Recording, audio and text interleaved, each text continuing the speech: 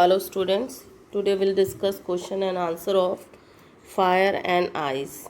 So let's start from question number 1. There are many ideas about how the world will end. इसका मतलब है कि बहुत सारे अलग अलग पोइट्स ने अलग अलग आइडियाज़ दिया है कि एक दिन ये संसार नष्ट हो जाएगा.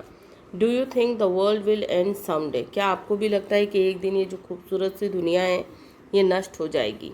Have you ever thought what would happen if the sun gets so hot that it bursts or grows colder and colder?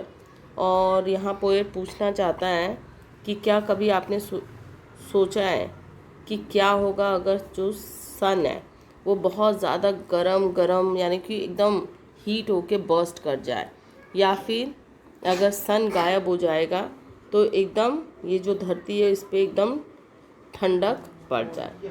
So let's start answer. There are definitely many ideas about how the world will end. तो या definitely कि बहुत सारे ऐसे ideas हैं कि किस तरीके से ये दुनिया का प्रलय हो जाएगा.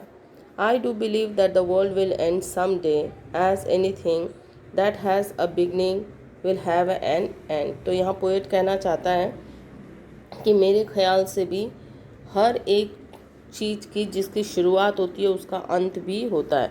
अगर आप कोई भी चीज़ लाते हैं तो वो कुछ दिन चलने के बाद ख़राब होनी ही होनी होती है.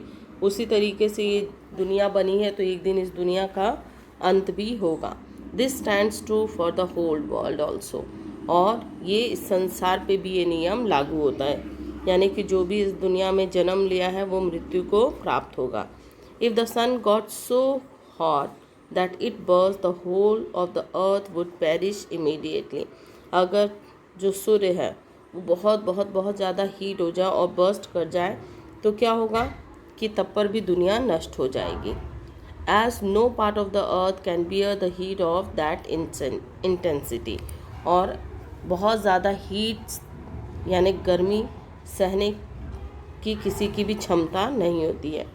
But if the sun grew colder and colder, everything will come to an end, as without sunlight, life will end. और अगर बहुत ज़्यादा ठंडक पड़ने लगे, यानी कि ये तभी पॉसिबल है जब सन गायब हो जाए. तो बहुत ज़्यादा ठंडी पड़ेगी तो क्या होगा, तभी भी लाइफ पॉसिबल नहीं होगा इस अर्थ पे, क्योंकि सन के बिना यहाँ पे जीवन संभव नहीं है. ओके, तब पर भी दुनिया नष्ट हो जाएगी. Let's see question number 2. For Frost what do fire and ice stand for?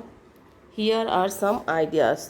तो फ्रॉस्ट के हिसाब से फायर और आइस जो हैं वो अलग अलग की चीज़ों को दर्शाते हैं. तो यहाँ कुछ वर्ड्स दिए हुए हैं, उनमें से हमें सेलेक्ट करना है. सो लेट्स स्टार्ट. आंसर पहले देख लेते हैं. फायर स्टैंड फॉर ग्रीड मतलब होता है लालच. एवेरिस का मतलब होता है लोभ. लस्ट का मतलब भी होता है लालसा. कॉन्फ्लिक्ट का मतलब होता है संघर्ष. और फरी का मतलब होता है रोष. तो ये सारी चीज़ें किसको दर्शाती हैं?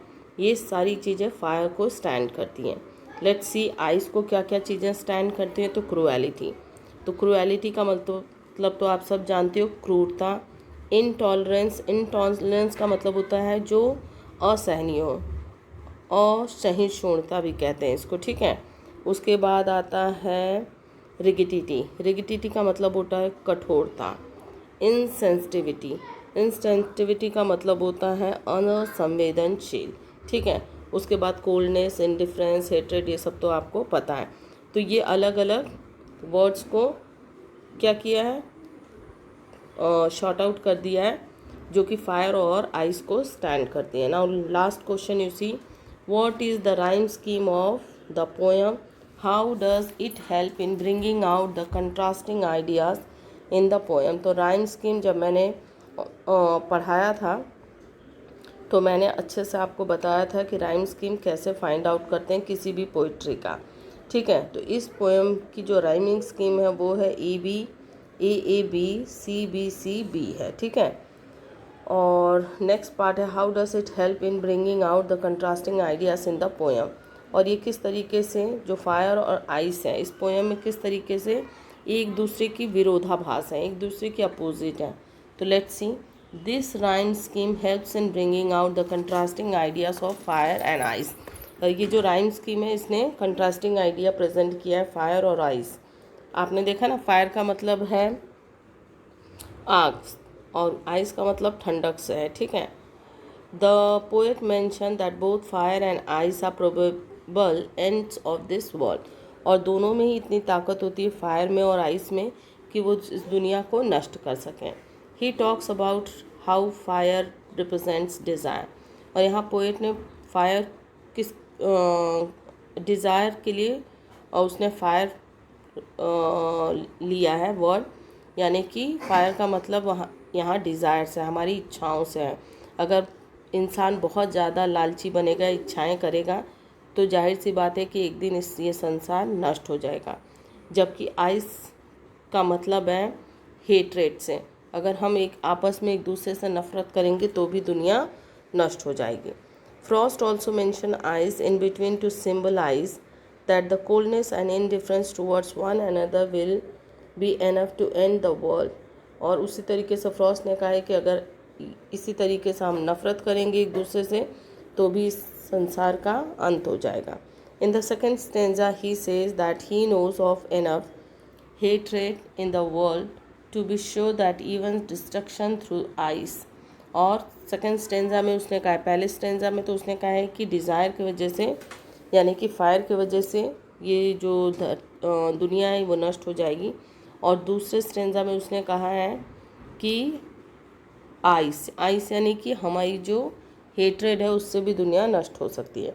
Would be sufficient to bring about the end of the world. और इस तरीके से उसने दोनों पैरा को मिला करके ये कहा है कि जितना आइस डिस्ट्रक्टिव है उतना ही फायर है। So this was your question and answer.